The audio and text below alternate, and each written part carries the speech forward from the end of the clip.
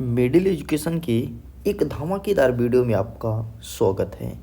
आप देख रहे हैं टॉपर सीरीज वर्ष 2024, जिसका मुख्य उद्देश्य है आपको वार्षिक परीक्षा में टॉप कराना। देखिए स्टूडेंट्स, आपके सामने सामाजिक विज्ञान का चैप्टर नंबर फर्स्ट का जितने भी मोस्ट आईएमपी क्वेश्चंस हो सकते हैं मैंने आपके सामने प्रेजेंट कर दिया। इस वीडियो में आगे बढ़ेंगे एंड हमारी कोशिश रहेगी कि चैप्टर नंबर आपके सेकंड के सभी मोस्ट आईएमपी क्वेश्चंस को कवर करूं। एंड थर्ड, जो जल संसाधन है, यहाँ से केवल एक नंबर का प्रश्न पूछेगा, एक प्रश्न आएगा, तो इसे भी अभी का अभी हम तुरंत कवर कर लेंगे। वीडियो में तक बने रहिएगा, डेफिनेटली बहुत मज़ा आएगा और आपको बहुत कुछ नया सीखने को भी मिलेगा।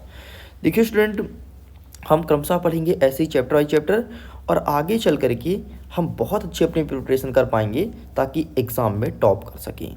अब सीधे हम अपने चैप्टर की तरफ जंप करते हैं और देखते हैं अध्याय नंबर 2 में किस प्रकार से प्रश्न पूछा गया है। ये रहा आपके सामने अध्याय नंबर 2, वन एवं वन्यजीव संसाधन। ठीक है, तो यहाँ से देखते हैं कौन कौन से क्वेश्चंस बन सकते हैं। सिंपल से मैं बता देता हूँ, यहाँ से कोई बड़े प्रश्न नहीं आएंगे, छोटे प्रश्न पूछा जाएगा।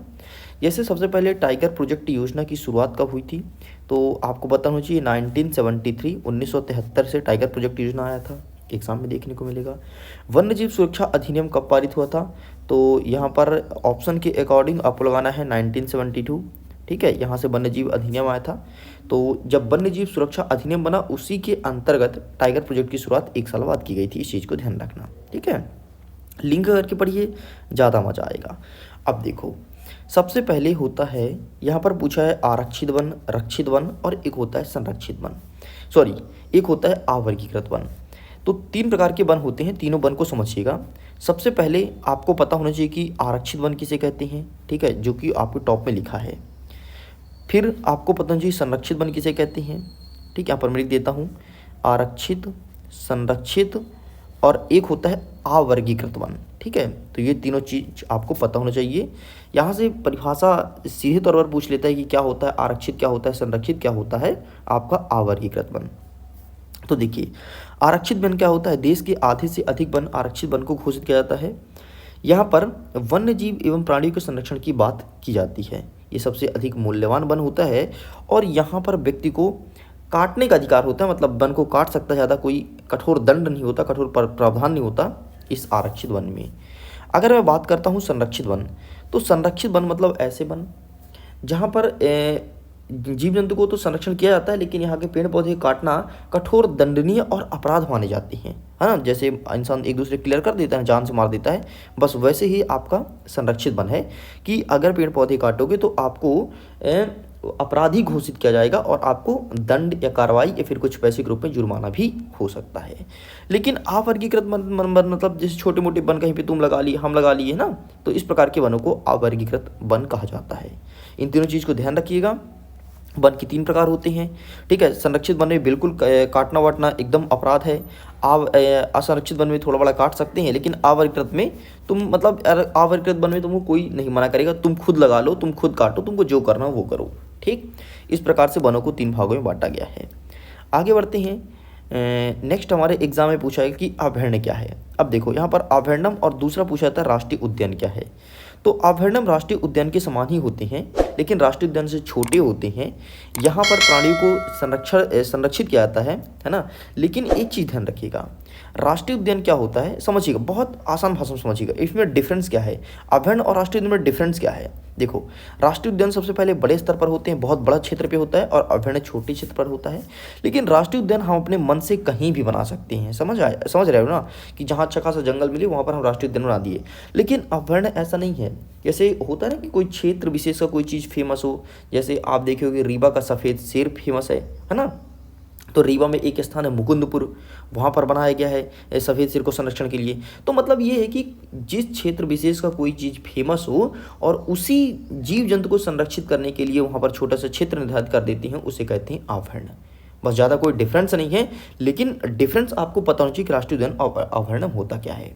ठीक, तो बस ये दोनों चीज़ आप ध्यान रखिएगा, एग्जाम पॉइंट ऑफ व्यू से बहुत ज़्यादा इंपॉर्टेंट है ये 5 चीज़। 5 चीज़ कौन कौन सा, वन के 3 प्रकार और राष्ट्रीय उद्यान और अभयारण्य। आगे बढ़ते हैं, केंद्रीय वन आयोग क्या है। तो सिंपल सा 1965 में केंद्रीय वन आयोग की स्थापना की गई थी। इसका कार्य आंकड़ों एवं सूचना एकत्रित करना है, तकनीकी सूचना को प्रसारित करना, बाजारों का अध्ययन करना एवं वन विकास में लगी संस्थाओं के कार्यों का समन्वय करता है। क्या? आपका केंद्रीय वन आयोग। चलिए आगे बढ़ते हैं। नेक्स्ट कहता है कि जैव विविधता क्या है। जैव विविधता इंग्लिश में कहते हैं मेगा बायोडाइवर्सिटी, है ना। तो जैव विविधता मतलब होता है, सिंपल सा नाम से स्पष्ट है, देखो जीवों में विविधताएं, मतलब ऐसा कोई क्षेत्र, ऐसा कोई क्षेत्र विशेष जहाँ पर जीव जंतु और पेड़ पौधे में विविधताएं देखने को मिली, डिफरेंस देखने को मिले, मतलब कई सारे आपको पेड़ पौधे देखने को मिले, उसे कहते हैं जैव विविधता। मतलब जहाँ पर विभिन्न प्रकार के जीव और विभिन्न प्रकार के पेड़ पौधे रहे, बाकी आप रीड कर लीजिएगा, वही लिखा है जो मैंने समझाया है। चलिए कभी कभी प्रश्न ऐसे पूछ लेता है कि कौन सा परियोजना कहाँ पर स्थित है, तो ध्यान से देख लो, उत्तराखंड में है कॉर्बेट राष्ट्रीय उद्यान। ठीक है, कॉर्बेट राष्ट्रीय उद्यान उत्तराखंड में है। मैं वीडियो के लास्ट में आपसे एक क्वेश्चन भी करूंगा, तो आंसर देना पड़ेगा कमेंट सेक्शन में, इसलिए अभी तुरंत का तुरंत याद करो। उत्तराखंड में है कॉर्बेट। मध्य प्रदेश में बांधवगढ़ राष्ट्रीय उद्यान है, ये उमरिया के आसपास है। ठीक है, उमरिया जो जिला है ना, वहीं पे है बांधवगढ़ राष्ट्रीय उद्यान। नेक्स्ट कहता है आपका सारिस्का जो है वो राजस्थान में है। सारिस्का राष्ट्रीय उद्यान में पता है बहुत दूर दूर से पक्षियाँ उड़ के आती हैं विचरण करने, मतलब घूमने, जैसे तुम घूमने जाते हैं कि चलो कहीं कोई विदेश घूम के आते हैं, फिर कोई देश घूम के आते हैं, तो ऐसे सारिस्का में दूर दूर से अंटार्कटिका जैसे क्षेत्र से पक्षियाँ उड़ के आती है। नेक्स्ट कहता है पश्चिम बंगाल, जहाँ पर सुंदरवन राष्ट्रीय उद्यान है, और सुंदरवन डेल्टा भी पश्चिम बंगाल का बनता है ना, याद होगा। तो केरला में है पेरियार वाघ रिजर्व, और असम में है मानस। ये सभी बहुत फेमस हैं, सभी का नाम आपको बताना चाहिए और किस राज्य में स्थित है, ये चीज़ ध्यान रखना। चलिए क्विकली एक दो क्वेश्चंस मैं कर लेता हूँ। चलो बता दो, बांधवगढ़ कहाँ है, बोलोगे सर मध्य प्रदेश में है। चलो ठीक है, सुंदरवन डेल्टा कहाँ है, सुंदरवन डेल्टा है सुंदरवन राष्ट्रीय उद्यान, ये पश्चिम बंगाल में है। पेरियार कहाँ है, बोलोगे केरला में है। Very good. इतना ही नहीं, मैं बता देता हूँ, केरला सबसे अधिक साक्षर राज्य है पूरे हिंदुस्तान में, यहाँ का 93% साक्षरता है यहाँ की। अब बोलोगे सर कैसे, कैसे का मतलब ये है कि अगर तुमको वहाँ 100 व्यक्ति दिखेंगे तो 100 में से 93 व्यक्ति, ठीक है 95 नहीं 93 व्यक्ति आपको एजुकेटेड मिलेंगे। मतलब यहाँ पर तुमसे रिक्शा वाला भी इंग्लिश बोलेगा, ये चीज़ तुमको पता होनी चाहिए। तो भाई जब तुमसे इंग्लिश बन जाए तभी तुम भारत की केरला में जाना, केरला तुम जाओगे तुम्हें ऐसा लगेगा कि यार हम विदेश पहुँच गए हैं। ठीक है, चलिए अब देखो यहाँ पर 3 प्रकार का वन दिया गया है। सबसे पहले आरक्षित वन, फिर दिया है संरक्षित वन, और फिर देखो इसे रक्षित है ना, इसी को संरक्षित कहते हैं, कन्फ्यूज मत होना। और ये है आपका अवर्गीकृत वन, तीनों पढ़ लेना, मैंने पहले ही समझा दिया। चलिए यहाँ से नेक्स्ट क्वेश्चन बनेगा कि वन एवं वन्य जीव संसाधन के प्रकार एवं वितरण को बताना है, तो इसे अच्छे से कवर करना है आपको, इसका भी स्क्रीनशॉट ले लीजिए। ठीक है, चलिए अब यहाँ से बड़ी टाइप के कोई क्वेश्चंस आएंगे नहीं, लेकिन हमें 1-2 क्वेश्चंस का आंसर पता होना चाहिए। जैसे वन्य प्राणी संरक्षण के उपाय कौन कौन से किए जा सकते हैं। तो सबसे पहले एकदम आसान भाषा में समझो, सबसे पहले जो लोग मारते काटते हैं वन्य जीव को, शिकार करने जाते हैं, उन पर पूर्णतः प्रतिबंधित लगना चाहिए कि भाई तुम मारोगे नहीं। दूसरी बात सुनो, यदि उनका आवास कोई ने नष्ट कर दिया ना, तो वहाँ पर अभयारण्य बना करके उनके आवास को संरक्षित करना चाहिए ताकि वो वहाँ पर रहें। तीसरा बिंदु सुनो कि राष्ट्रीय उद्यान बना करके भी उनको बचाया जा सकता है। चौथा बिंदु सुनो कि जैव मंडल रिजर्व की स्थापना करके और वन्य जीव को बचाया जा सकता है।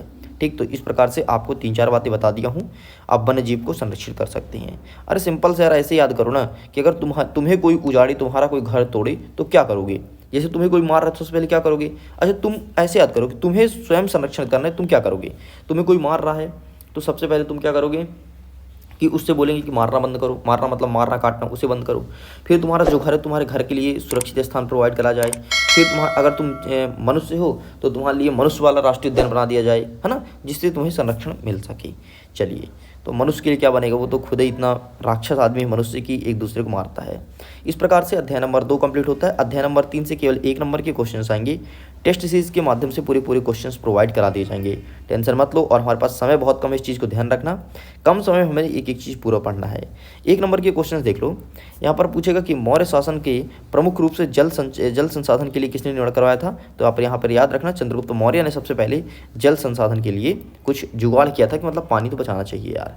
ठीक है, चलिए नेक्स्ट बाकी कुछ नहीं आ रहा है, इन्हें स्किप कर दो। यहाँ से केवल 1 नंबर का एक ही प्रश्न आएगा, ये श्योर हो चुका है। ठीक है, इसलिए ज़्यादा फोकस नहीं करनी है, लेकिन ऐसा भी नहीं है कि हमें पढ़ना नहीं है, क्योंकि बीच से कोई भी क्वेश्चंस दे सकता है। चलिए स्टूडेंट्स, तो इस प्रकार से अब हम जल्दी मिलेंगे अध्याय नंबर 4 कृषि के साथ। इससे रूबरू होंगे, देखेंगे कृषि से किस प्रकार के क्वेश्चंस बन रहे हैं एंड क्या होगा इनका 100% एक्यूरेट और करेक्ट आंसर।